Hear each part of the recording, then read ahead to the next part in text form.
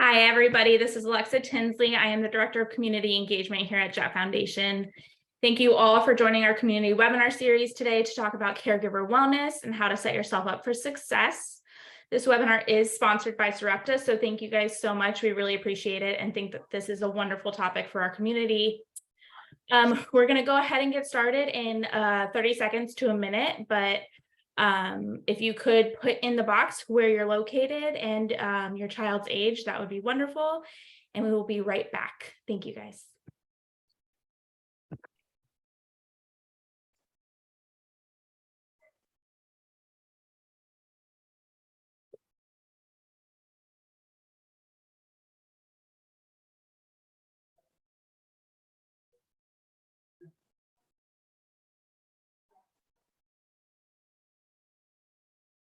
All right, we will go ahead and get started. So again, if you just hopped on, I am Alexa Tinsley. I am the Director of Community Engagement here at Jett Foundation.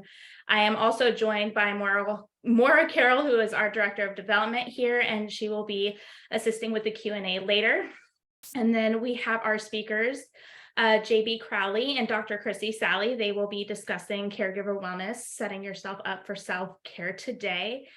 We're very excited to have them join us, and we thank Sarepta again for hosting this webinar. This topic is huge and something that we hear a lot in the community, so we're very excited to have them discuss this with you today. Before we get started, though, I do just want to mention a few things. The webinar today will be about an hour, and we will have a Q&A at the end. Like I said, Maura will be moderating that, and we'll have those questions directed toward JB and Dr. Sally.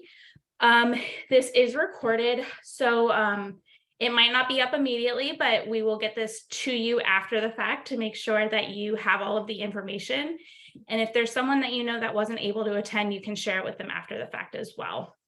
There is a Q&A from my screen, bottom right. So that's where you'll put your questions in, and Maura will be looking at those. If for some reason you do put it in the chat, we will do our best to make sure that that gets into the Q&A panel and that those questions are answered. If there are any questions that we aren't able to get to by the end of the webinar, we will make sure that it gets to the team so that they can hopefully answer your questions. So with that, again, thank you to JB and Dr. Sally for graciously discussing this topic, and to Sarepta for hosting, and I will hand it off to Coley. Thanks, Alexa. So I'm Coley Calabro. I'm with Sarepta Therapeutics. Likewise, we just want to thank Jett and your community for joining us here today. Also extend a thank you to JB and Dr. Sally for being here, of course, to share your experiences for the Sarepta Circle program. We do need to mention that both JB and Dr. Sally are being compensated by Sarepta Therapeutics for their time here today. I'm also joined by my colleague, Hannah Rosenberg, Senior Manager in Patient Affairs. So in a few minutes, she'll say a couple words.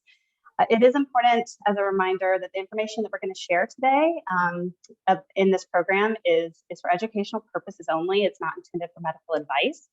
For medical or treatment-related information, we do direct you to your healthcare team.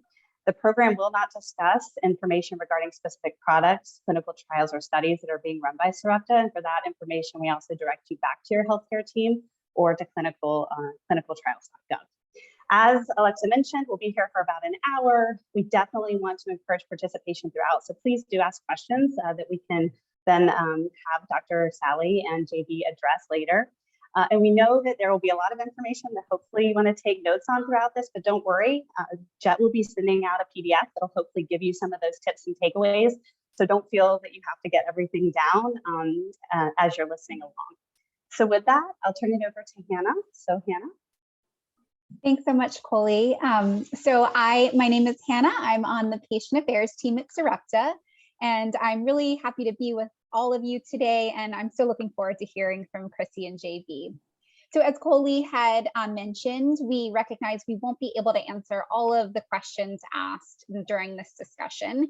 So if there is a question that you have that goes unanswered, please don't hesitate to reach out to our team, the Patient Affairs team, and we will share our contact information, our contact email on a slide after the presentation today, so you'll have that.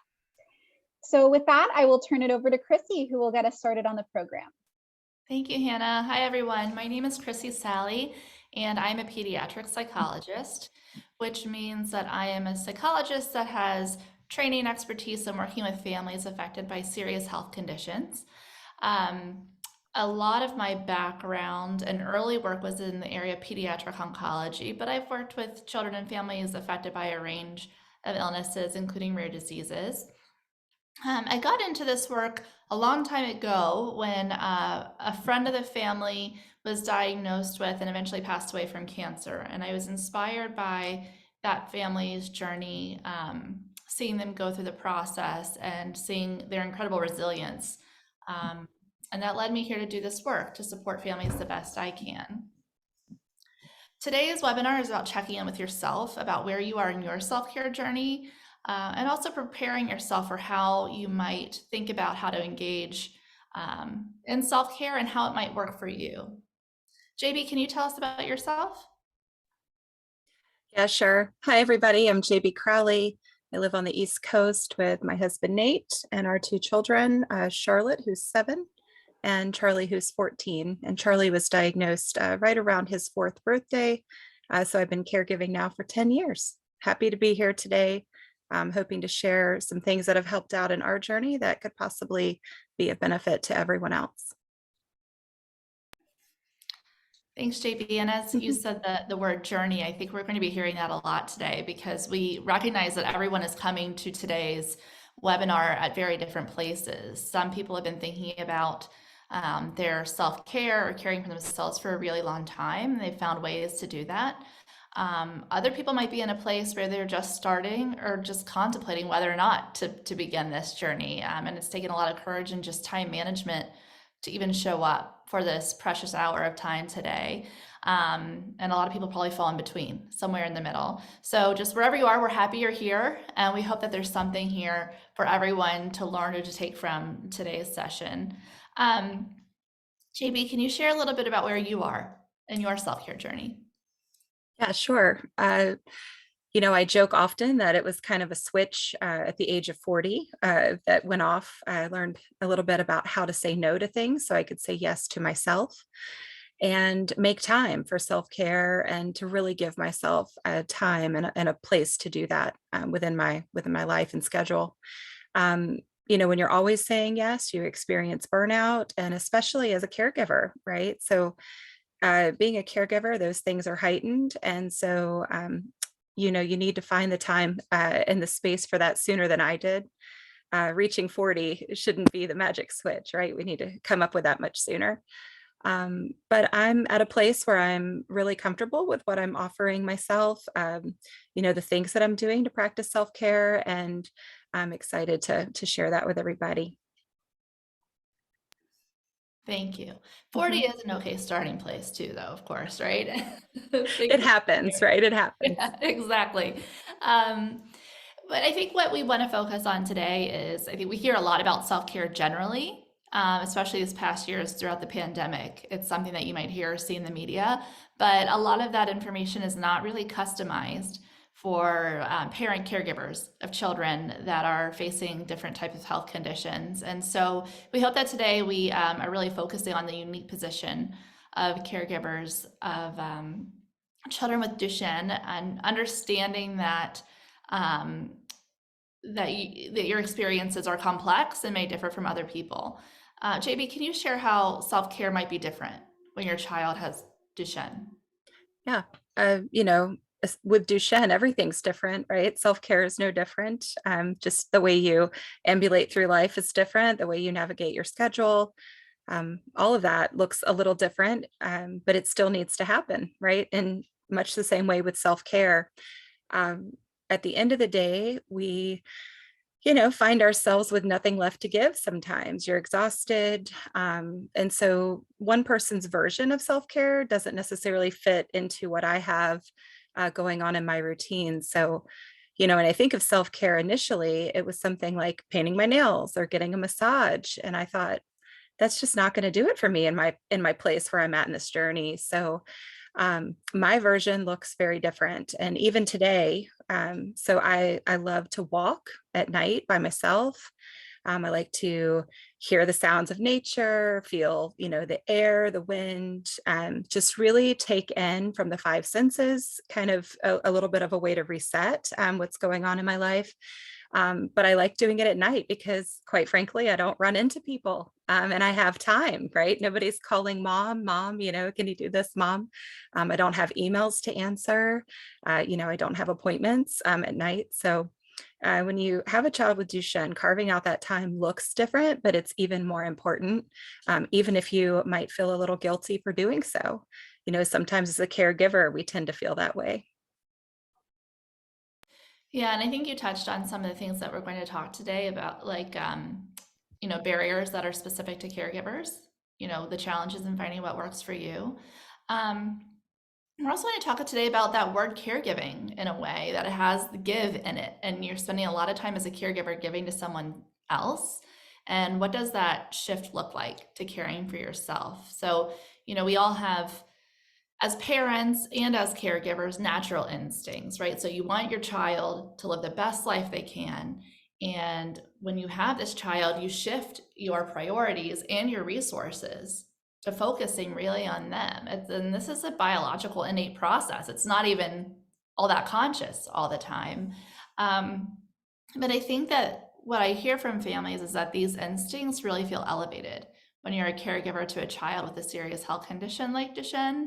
So you're really looking at some of the same problems other parents have, and others that are different, but always through a caregiver lens, right? There's a lot of acute stress. And I think that when you're making decisions for your child, the stakes feel higher. And even when you're making those decisions for yourself in those circumstances, the stakes and the ripple effects feel higher. And we know from speaking with caregivers anecdotally, but also through research, that they're at increased risk for challenges with coping, poor quality of life, greater health concerns themselves, including mental health challenges. And that's why we're really talking about taking care of yourself today. I think we should also mention, the whys, like what are the reasons to take care of yourself, and that they might be different for everyone. So as I just said, self-care is important for you and your health and your quality of life. We also know that caregiver well-being affects a child's well-being, and that might be a reason for you to take care of yourself, but it doesn't have to be the reason or the only reason. Self-care just feels good. It's good for you. It's an enjoyable thing to do, and that's a good reason too. So finding whatever your reason is a really important place to start.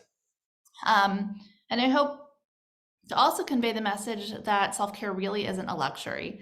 It's a necessity. Everyone deserves to feel as well as they can, regardless of their circumstances. Can you share why you started on this self-care journey and why it's important to you? Yeah, like you mentioned, it's not always everyone's reason's not always the same, right? So my reason really wasn't about me. I just noticed that it was impacting my family. The relationships that I have could be made better if I would take care of myself better. And that really required a little bit of rewiring, if you will, the soundtrack that I had in my mind as a caregiver, giving all of yourself. You should be selfless. There should be nothing left of you. And as my thoughts on that have evolved, I've realized that it's critical for my health. It's critical, to my relationship with my spouse and how I show up for my marriage.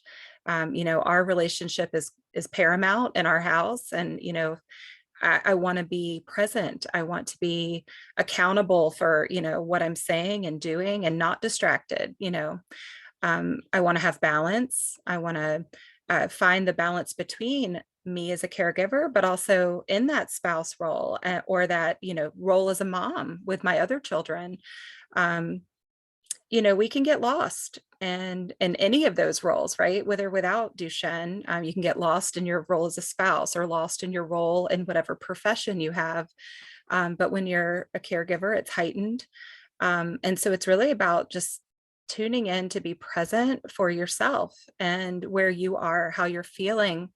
If it's not a time at the spa, it's a walk, it's somewhere that you can check in and be present for yourself, and not forget to show up for you. hmm And I like what you're describing. You mentioned relationships and the impact of how you're doing on the quality and closeness in your relationships. And it sounds like you're saying, I recognize the value of Mhm. self-care on my relationships. If you feel like your relationships are taken care of, then you feel like you're doing a good job or you feel fulfilled. Mhm. And that's about a value-based thing. So I think that it would be helpful if we all today to start thinking about our own values and how self-care can help us reach those and how we live out our day to day. And with that foundation laid, I think, JB, we could shift to a couple concrete tips that we wanted to talk about today. The first one that we want to have in mind, and I always put this at the beginning because it's a good activity just to ground ourselves for today's conversation, is to acknowledge our feelings and practice checking in with ourselves. So to acknowledge and label those feelings that we're having. And I think that this is something we can especially use when we're feeling down or frustrated. But really, we can do this any time of day and ask yourself, okay, we take a minute, how am I doing right now? And then ask again, no, how am I really doing? Sometimes we're not even honest with ourselves, right? So just ask yourself for that extra bit of honesty for a moment and think about the nuance to the feelings. So like, let's move beyond some of those higher level terms that we often use, like anger, sadness, joy, and get to the real nuance. Is it disappointment that's driving some of the anger? Is it resentment?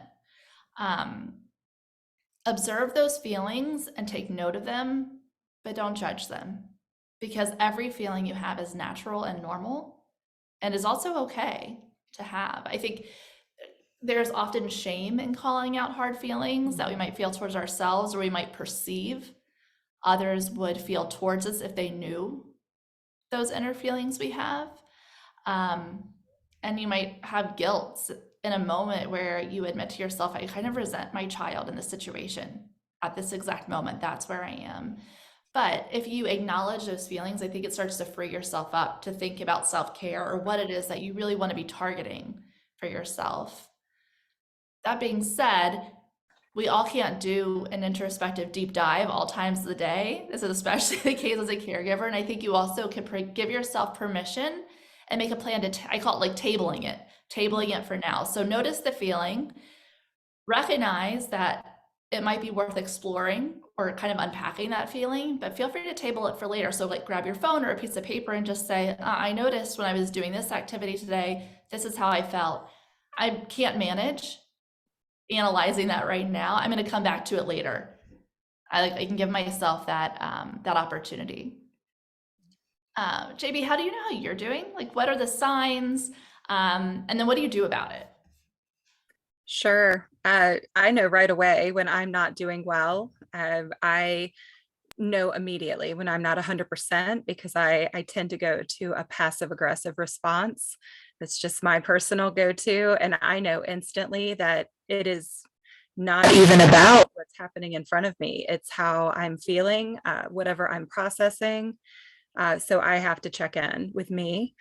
Um, you know, like you said, putting things to paper, I write things down every day. I do a little bit of a brain dump, if you will, just to get out, whether it's an amazing day, right? Or whether it's a crappy day, I want to remember what happened, how I reacted, the decisions that I made, people that I engaged with, because it starts to show patterns, right? So if I'm writing it down and I'm taking note of it, I can see where things are in my life, maybe that I need to make space for something else, or that I need to give myself time and grace for a better reaction. I think one thing that I do that might be helpful, I do write it down, but I also say it out loud. I have conversations with myself sometimes, like just processing things out loud, only because it's really good to be heard, and even if it's just you saying it, it makes you feel a little bit better. And sometimes it's better saying it to yourself than to someone else, right, in the moment. But my kids have heard for a long time, like when you were saying table it, I always say, let's put a pin in that, and it just means your emotions are valid. I am hearing everything that you're saying, but right now we have to power through. and get whatever it is done. We're going to put a pin in this and we'll revisit it later. But even they, at their age 7 and 14, they'll say, I'm going to put a pin in that and we're going to talk about that later. Just because it's, it's proper. Sometimes you got to get things done, right? And you can't have a full-blown meltdown or, just stop and necessarily deep dive process right then. So yeah, you're tracking right with what's applicable. I think that's a great coping strategy, and it's amazing that you've modeled that for your kids and that you're seeing Appreciate that. that pan out too. I think that's really beautiful. Something related to this checking in, which I think we touched on, is an idea of self-compassion. So I suggested, observing feelings without judgment. But I think you said it in a different way too, that like there's benefit to just checking in with yourself and giving almost like a second person to who you are, like caring about how you're doing, just like you would care about how a friend or a neighbor is doing, right? And so we are talking about recognizing these emotions with grace and non-judgment, just like we would want to do for someone else. Do you have an example of when you've had to practice self-compassion? Boy, those are not easy to talk about, right? They're not. They're not. It's tough to think about it retrospectively sometimes. But that again goes back to that soundtrack of like coulda, shoulda, woulda, right? Like things. I know one example that comes to mind right away is, we almost lost my mom to COVID. And, I told myself when she gets out of here, I am never going to have a crossword with her again. And that had been a really tough relationship for me because, she's a nurse, so caregiving looks very different for her.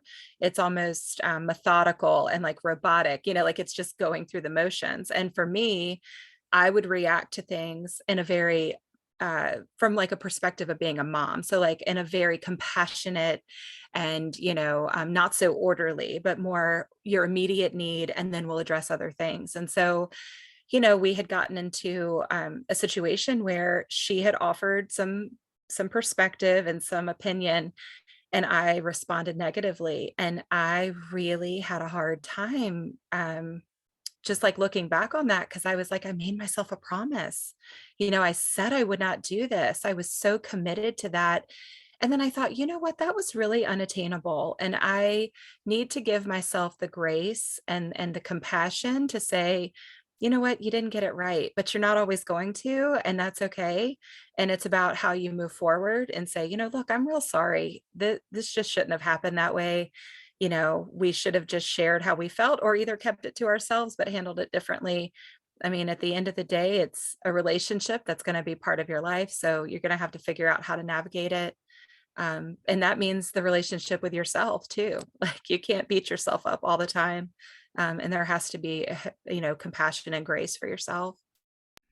Thank you for sharing that story. As you Yeah. said, it's not easy to share those times that we're initially ashamed of, but then you talked about how the shame that's where the grace part comes in, and the self-compassion to combat that sense of shame. And I think you also mentioned like something along the lines of like should statements, like, oh, I shouldn't have done that. Like I made this promise, I made this commitment. But that type of statement that sounds like should, that's usually a signal that we're judging ourselves a little harshly. And that's a good opportunity to practice giving ourselves some grace, which is what we would do for someone else in this situation. So let's shift to our second tip today, which is, I think as you enter your self-care journey, there are a lot of things that get in the way. We call these barriers. So we want to talk about identifying what those barriers are, because you can't really overcome them until you really recognize them for yourself. I tend to put barriers in kind of three broad domains. The first are logistical or resource related barriers. I think you mentioned this earlier, actually, you reflected on this, that a logistical barrier that's very practical is finding a person that you feel confident in leaving your child with, right? There are financial barriers that might get in the way of doing things you wish you could do for yourself. The next category would be emotional barriers. So feeling very overwhelmed. You might especially experience these at transition points and treatment, or how your child is doing, or around the time of a diagnosis or a new thing pops up, when you have that, those feelings of stress and emotional numbness, and things that remind you of hard feelings. So like, you know what, yes, this hobby I used to love might help me feel good now, but I don't really have time in doing that, or I can't do it like I used to, and it feels awful just to even remember that loss. And then there are cognitive barriers, and cognition is just a fancy word for thoughts. Like these thoughts that pop up into our mind automatically. Sometimes they're without our control. They might be like, I'm the only person that can really take care of my child, or he's only safe with me. I could be giving more. I have to complete a to-do list before I'm allowed to do a self-care thing. I'm too overwhelmed to even think about it. And I think that if you identify those thoughts and these other barriers that come to the forefront and try to tease them apart bit by bit, you'll be in better shape to engage in self-care, because we can't go from like the idea of doing it to just doing it. There's a reason why, I don't know what the stats are, but most of us don't keep our New Year's resolutions, right? Like there are reasons for that. Things get in the way. And we can't create solutions until we know what those things are. Would you be willing to share some of your barriers to self-care, what that looks like for you? Yeah. It looks different for me now at 40 than it did before, when Charlie was younger. When we first started this Duchenne journey, I was a single mom. And so things looked very different. And we have a lot of single moms in our Duchenne community, single dads even. And that in itself sometimes is a barrier when you're the only one, really doing it by yourself. You're in the trenches every day, from the time they wake up till the time they go to bed. And so for me at that time, self-care was really just like having a nice, pillow at the end of the day to lay my head on, my cold sheets. I loved getting in the bed and like just being by myself for a minute and like really just laying there and checking in. That was kind of my only version of that at the time. And then I started to look for other ways to really, have a moment to myself. And one of the ways that I did that was just, for me, it made sense to incorporate it like into what I was already doing. As a single mom, I was the one buying the groceries and picking things out. And so I started just doing little things that I knew I would have done for my child, because, it's always natural to want to take care of them. So, instead of just buying the regular cocoa, I really like it with marshmallows. So daggone it, I was going to do that. I was going to have it. Even if it meant, that was it. That was the self-care. So simple things, just because I knew it would make me feel good and I would just have a moment where this was not front and center. I think one of the coolest things that I did, and we still use it to this day, I got a pair of walkie-talkies, and I started just by going out onto the porch at night to just have a minute by myself, just if silence, really, hearing the sounds of the outside, feeling the breeze, just sitting on the steps. And then it grew to going around the block, and then 2 blocks, and then testing out how far those walkie-talkies would go. But just, I knew that I was within reach, but I was still just having a moment to myself. I love that idea. That's very creative, the walkie-talkies. It was a necessity. Yes. Well, there's like that phrase about necessity, drives creativity or something, right? So you're talking about like noticing what those barriers are though, and just thinking, like racking your brain, like what could I do? Is there something I can do to overcome this in a way? And you also talked about like managing your self-care goal into manageable pieces, because maybe you would have wanted to take a long walk, right, to begin with, but that wasn't realistic. So sitting on the porch was good enough, and it was still something. And you also talked about like working with what you already have, or like incorporating things into your routine. And that brings us a little bit to the next tip that we want to talk about, this idea of working with things that you already have. But this, I don't necessarily mean like the tangible things you have or parts of your routine, but more so the things that you have within yourself. Really diving in and thinking about your personal strengths and working with and making the most of that. And I think this is really important because when you bring your own strengths to the forefront, it reminds you of your competency, that you are a competent, capable person, and that you have skills that you can apply to your life that make it better or easier or maybe just manageable. And the best part, of course, is that these are things you already have, as opposed to asking you to add a new skill or new task to your plate. When I talk about this with people, it's usually not something they've talked or thought about in a really long time, unless they happen to have interviewed for a job recently and they were forced to come up with describing their strengths. But I think we could do a little exercise right now, briefly, all of us who are here today, to try to bring some of our strengths to the forefront.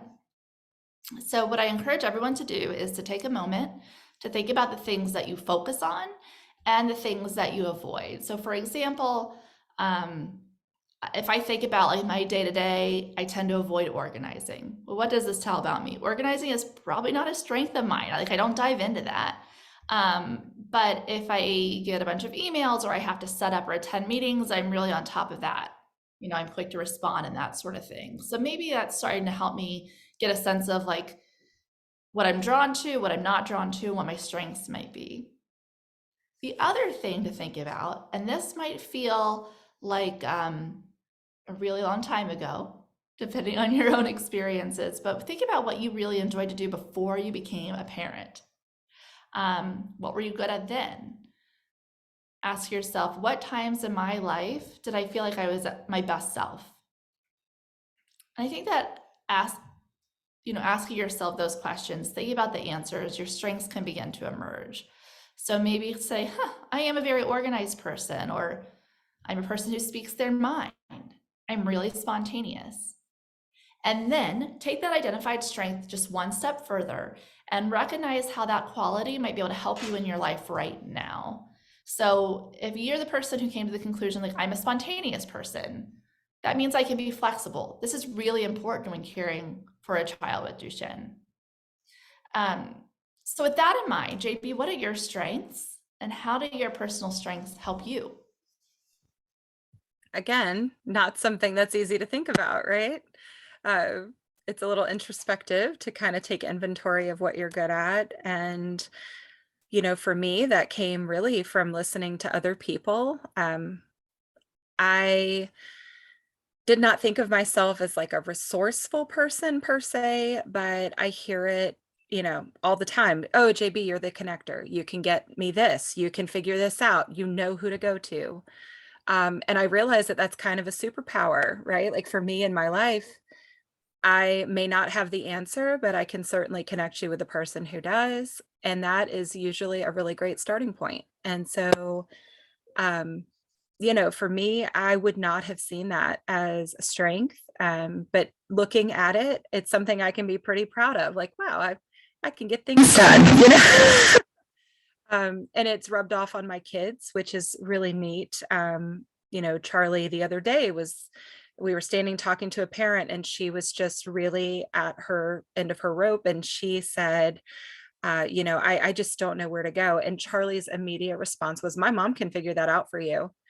And I thought, you know what, you're right, I can. But then sometimes too, it's because you're outside of that situation. So you're able to analyze what they need and figure it out. But I've been able to apply that, you know, in our situation too. So those are things that when you take inventory, you're like, I'm pretty proud of that. I figured this out. We are where we are because of these steps. And, you know, you make that happen.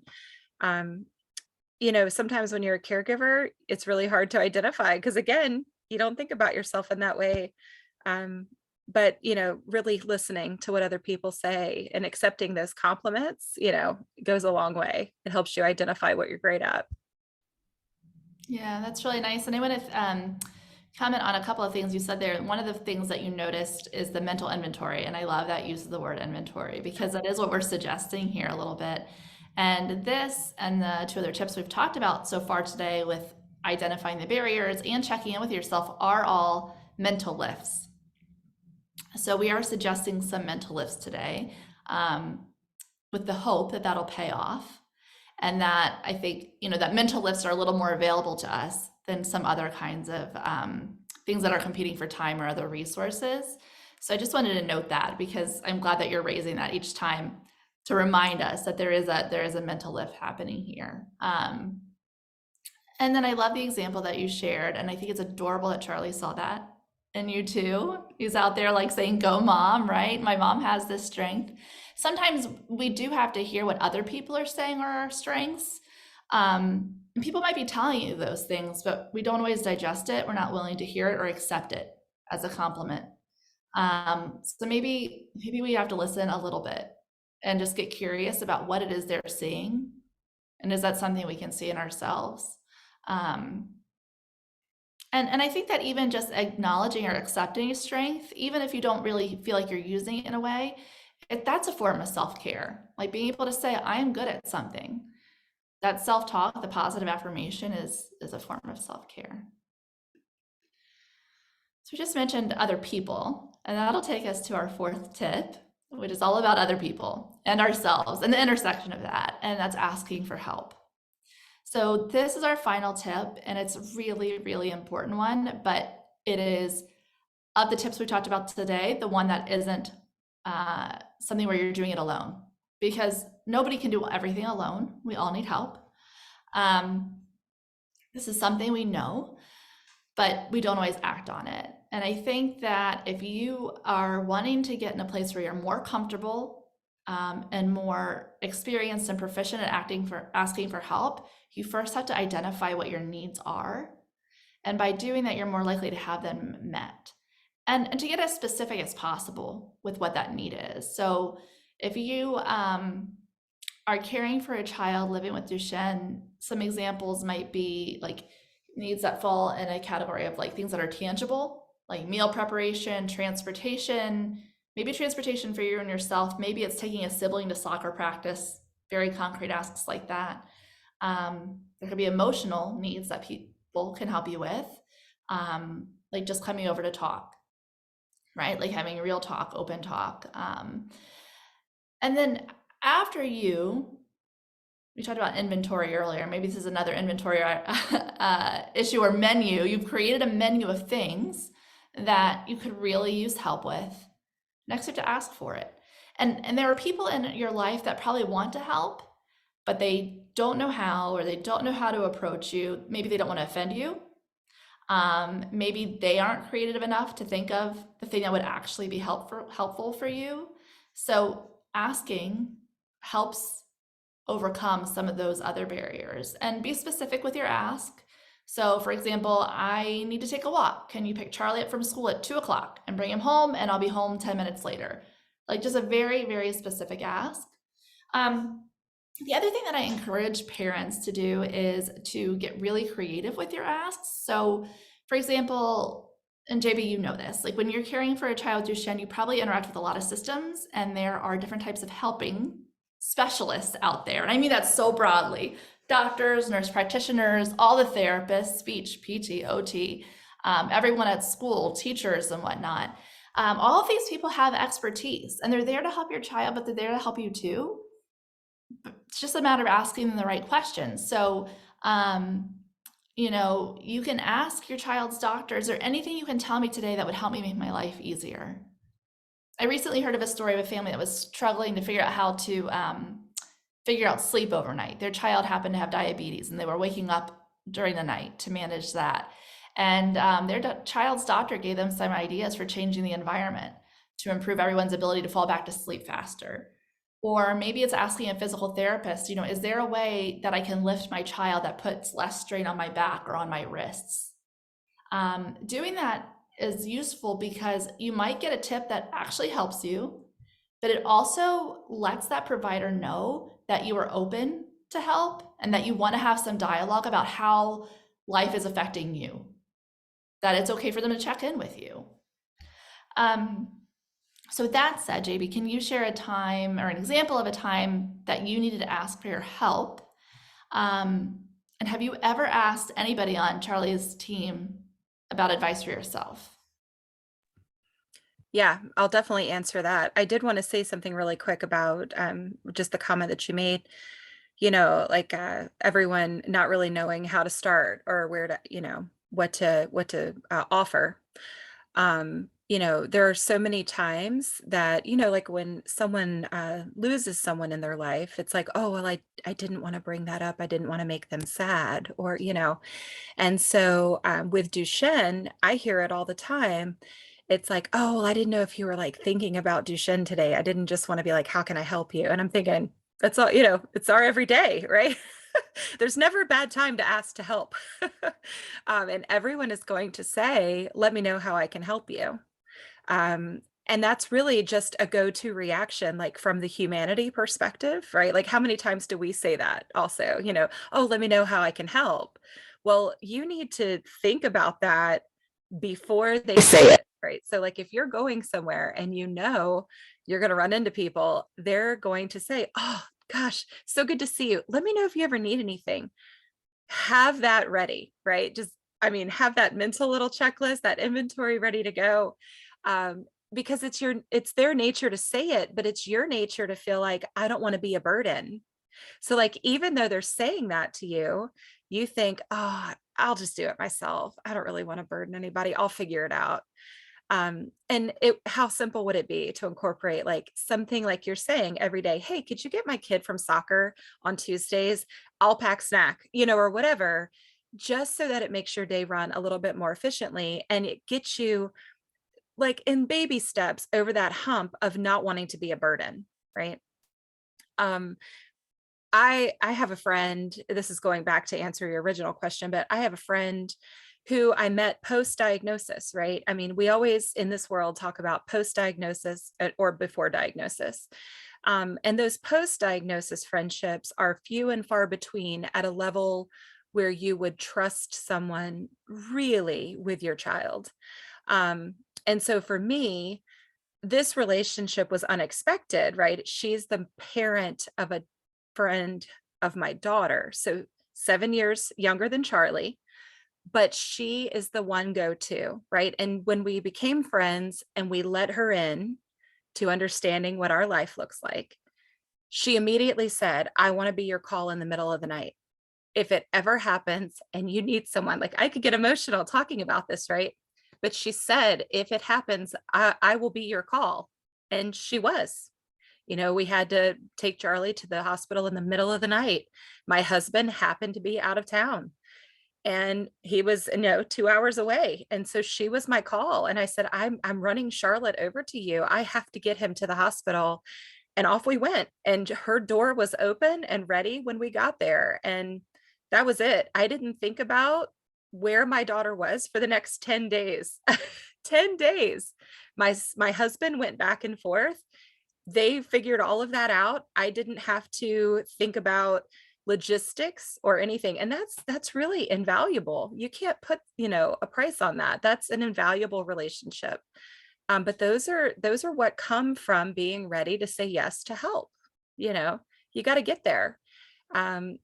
As far as doctors go, I really would like for Charlie's doctors, to continue to facilitate friendships and connections. They've been great about that. Whenever I've mentioned it, immediately they want to offer connections, support, friendships with other kids. It's important to ask because they see these families. They know these families exist in your area, right? They can make the connections happen.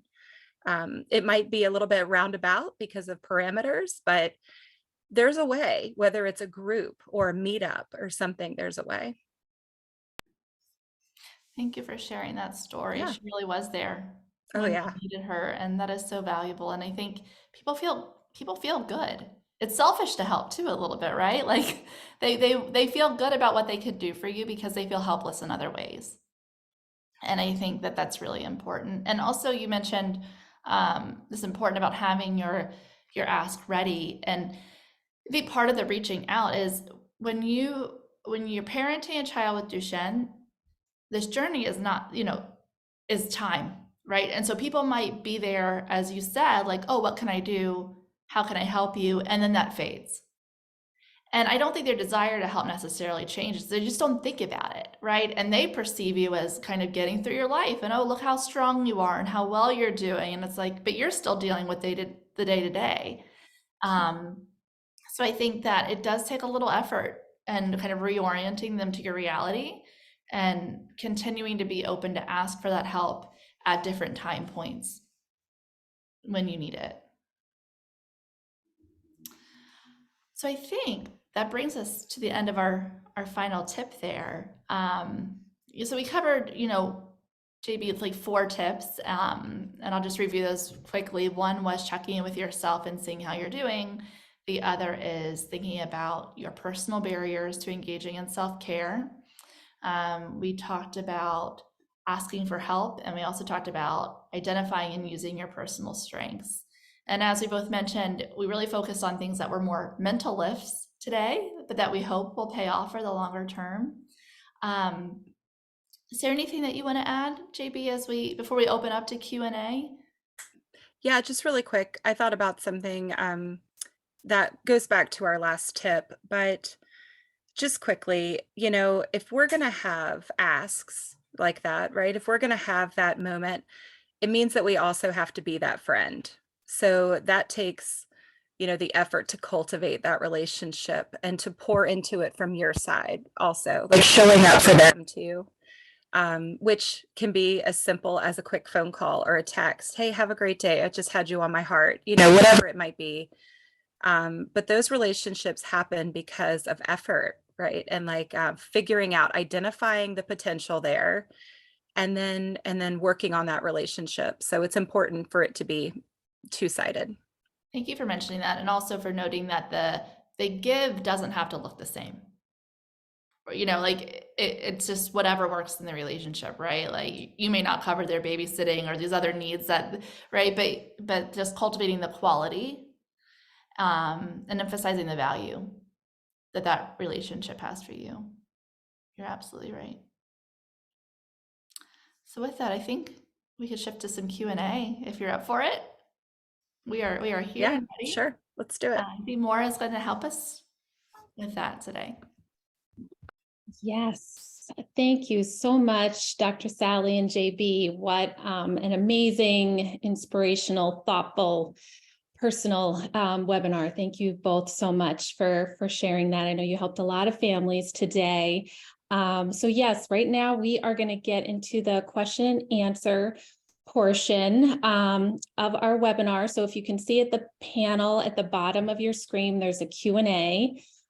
So feel free to drop in any questions you have.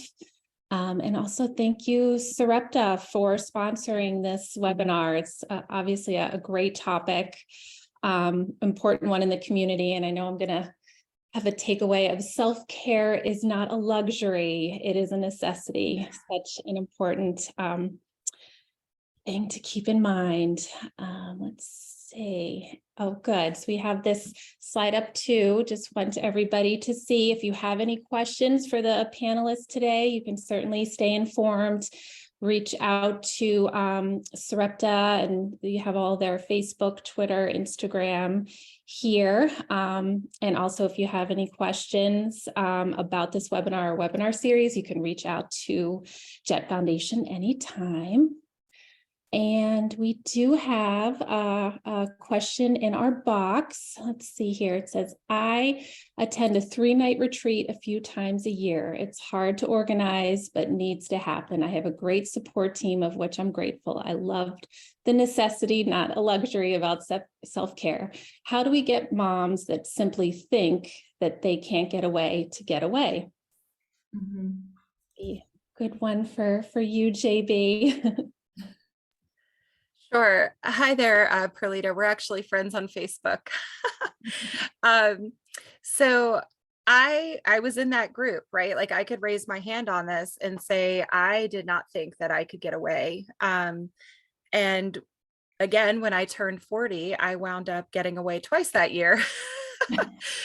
Just because, really, it all goes back to the connection. So I feel like, if you're organizing this retreat, right, like people need to know how, how that looks. What does that look like? Because it's easy for someone to say like, oh, I'm going to go away for the weekend. In our minds, we immediately think of all the things that have to happen in order for us to go away. right? Like it immediately is like the going away does not even enter our thoughts. Like the destination, it's all the things that we have to do to get there. So I feel like when organizing a time to go away, if there are resources or ideas on how to accomplish the going away, not just the destination. So like if you're organizing the event for Duchenne specific moms, and that might just be us as a community figuring out how do we identify, maybe it's a one pager where you just say, are you planning a trip away? You know, here are the things that need to happen. And you identify them where it's not that you're having to identify it in order to get there. It's actually something that's created, and it's more like a checklist, because then that brings order to the thought process. It's not so much you having to figure it out. Just a thought. That's great. Thank That's you. really great advice. I can provide a response too, Maura, if you want. Please do. Thanks, Chrissy. So one of the things that I liked about the question, how it's typed here too, you did a think in all caps, which triggers that cognition or those thoughts that get in the way that we talked about earlier. And I think, so if you do have those thoughts like, I can't get away, then say, well, what is the thought I'm having that's getting in the way of that? I think for a lot of parents, it might be like, I can't leave my child, or, you know, my child will need me while I'm gone, or no one else can provide the same level of care that I have for, you know, for my child that I can. And then to really dive a little deeper and examine the truth in that statement. It's like, how true is this? Is it likely that my child really needs me right now? How likely is it that the person I am leaving him with can't manage what he needs? Well, I chose this person because I think they can manage it. Or, you know, I believe they have the skills and to do what they need to do. I know that they're going to call me for help if they need it. Also, my child might prefer me or want me with them, but that's not the same thing as needing me with them. And then the other thing I would suggest is, like, while you're working on learning how to cope with being away, which is what I just suggested, also recognize that this is a real fear that you have. Coping takes time. It's a learning process. And also just focus on some practical things that you can change. So maybe you build up to that courage to being away for the day by starting with a 20-minute walk instead of leaving your child for 3 hours, and working through that discomfort you have for leaving even shorter periods of time. I think that you can schedule call-in or texts. Like, you know, you don't have to go in the mindset of like, I'm going away, I have to like forget about everything. Then that's the only way to do this. That I really have to, but no, that's not realistic. Like, make a plan to call your child and check in. And then also think about like contingency plans. It might be helpful for you to have a backup provider. Maybe you feel comfortable, you know, let school know. Maybe you want to let your pediatrician know, just because it makes you feel better, right? It is okay to do those things. You're right, Chrissy. That's exactly what it took for me to go. I had to have the what if plan, right? Like I had to have money in savings, not for the trip, but if I had to get back right away. In my mind, I needed that before I could go, right? Like, so thinking through all of those things, and like it's really something that you identify what is keeping me here, right? And then that's what you figure out. It's not everything. It's just, what's your hesitation? Like, let's figure that out. Yeah. That's great. Really helpful, practical information.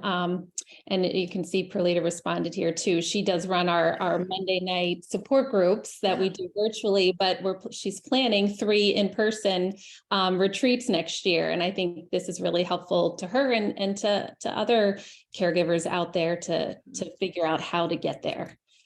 So thank you. And that one pager is a great idea. I think we're definitely going to put that into use. Let's see, we have a question from DJ. He says, I have a question about caregiver health from a different perspective. How can those of us with Duchenne help our caregivers find a way to prioritize their self-care? Sally? Yeah. Or JB, whoever wants to take it. I can start. This is really special and really important. and maybe in some cases might be a sensitive topic in their relationship, because I think that, well, it's easier for me to say what I think would not be helpful. I think that the oxygen mask analogy, some might be a go-to response here. Yes. Mhm. However, I also think that it might come with some guilt. So that is probably not a strategy I would recommend. This idea of like, you'll be able to really help me out if you take care of yourself.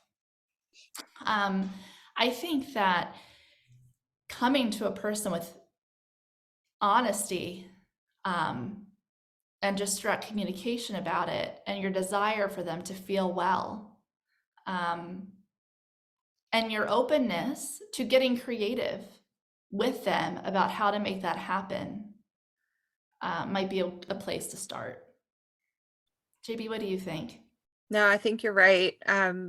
You know, with our son, like and this is just, again, something small, but if I'm not going out on my walk, he will say, Mom, are you walking tonight? You know, like, it's important for him also from the autonomy perspective. He likes when I leave, right? Like, time away from me. But he wants me to be aware that he notices.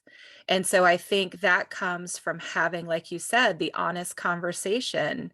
He knows why I walk, you know. So for him, he wants me to know that he notices that I'm not taking the time.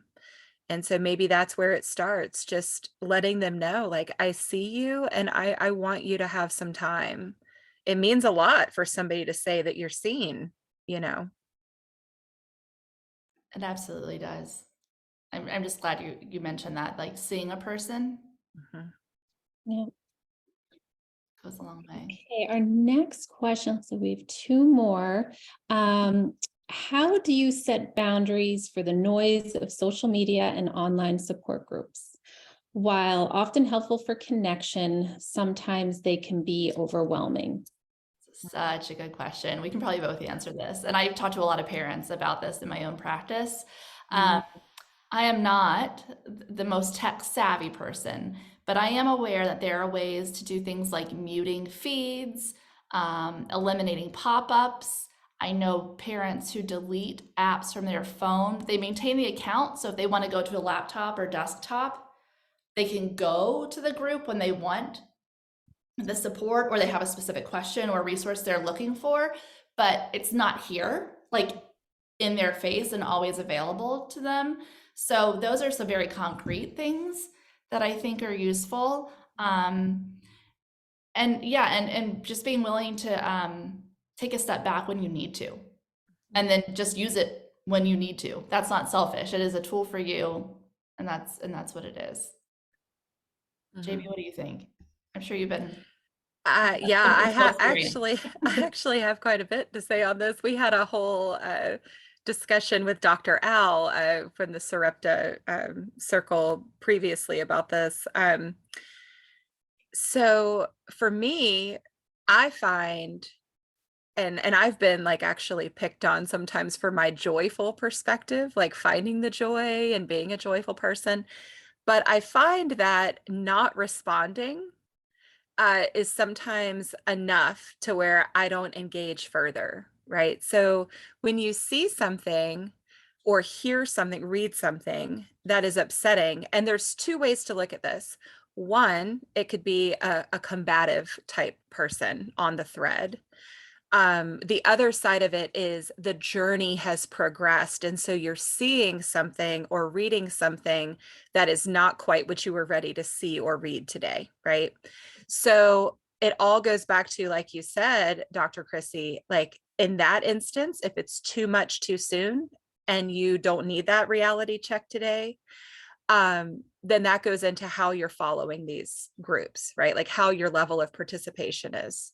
But if it's the engagement part and people aren't necessarily your cup of tea because of personality conflicts, maybe it's a faith thing, maybe it's your outlook and how you, you know, go about your day, there's always the option to not respond and to set the boundary of, I'm not going to engage with you, and that negativity. That goes a long way, and that's what served me well. Yeah, and I think also those are great points of advice, but also be really clear with yourself about what it is you want to get out of the group, and then find the group that does just that thing for you, the Right. best that you can. There's no perfect Right. solution. And this might, I mean, this might be controversial to some people, but you might want to be in groups just for Duchenne. But if that is too close to home, you can also find groups that are more serious pediatric chronic illness in general, that are a little more broad, and maybe the resources are more broad, and that feels a little more comfortable. And now sometimes you might get things that you feel don't apply to you. But sometimes these broader resources might feel a little bit like a step away. Yeah. In a good way. Yeah. Thank you. I know we're just about up to time, and I think we have one last question here I'd love to get to if you can. Also from Perlita, I think what she's asking is how do you help calm the child's fears, or the individual with Duchenne? You know, there's a competent dad, you know, she's leaving them with somebody that can take care of them. How do you let the individual know and help calm them so that you can get away? Yeah, this is a great question. And this is where my clinician hat comes on, because in this case, it might be useful to consult with a mental health provider to get some really concrete skills that are specific to that family, and that, those kids' very specific concerns about when their parent is away. I can give some general advice, though, that preparation, going through the scenarios with the child, just like JB mentioned this earlier, right? Like planning ahead and preparing for yourself to go away. You could do the same for your child, depending on their age. Books are really good about this, about preparing for separation, and making a plan for them about how they will reach you, when they will reach you, be available. We will touch base right before bed. We will touch base after breakfast. We will touch base at 11 again, whatever it needs to be. And then the hardest thing, though, is knowing as a parent that our jobs are not to eliminate anxiety for our children, that those kids are probably still going to be anxious when you go away. So we do the best we can to equip them with coping skills. And we have to tolerate the anxiety we would feel leaving them. And that's a way to model their own ability to tolerate anxiety. I could go on and on about this topic, but we don't have time for today. But I think reaching out for help for a referral is a great place to start as well. JB, do you have any thoughts on that? I was just going to say that for me, what really helped me get over that hump was, technology. There's never a time where I can't drop in and see them, and it doesn't even necessarily have to be noticed, right? That I'm doing that. It's just for me to be able to pop in and see. It doesn't mean they have to stop what they're doing and like address me and talk to me, but oh yeah, that's good, Jesse. Notes of encouragement and so forth. Yeah, it helps. Like little things around the house or whatever, it does. And it just is that touch point, right? Like, I'm thinking of you. Just because I'm not here doesn't mean that you're not present where I am, like you're always with me. So yeah, that's good. I love Yeah, that. Dr. Chrissy, Like you can definitely do or something about like that connection is really important to emphasize. And it's natural. Most of these kids probably have not been left ever, maybe. So it is a totally normal reaction for them to be worried about it. And you are too. So. Well, wonderful. Thank you so much, JB. Thank you, Dr. Sally. Thank you, Sarepta, for helping us organize this webinar. We are grateful to all of you here today listening. Like we mentioned in the beginning, this will be recorded. It'll be up online sometime soon, and we'll share that with you. Hope you all enjoyed your time here with us today. Please keep in touch. We have other webinars throughout the year. In fact, this Thursday, we have our Accessible Vehicle Fund webinar for anyone interested in participating in our 2023 program. But again, this is wonderful. Thank you all for being here, and good luck, and we'll hope to see you soon. Take care. Bye-bye.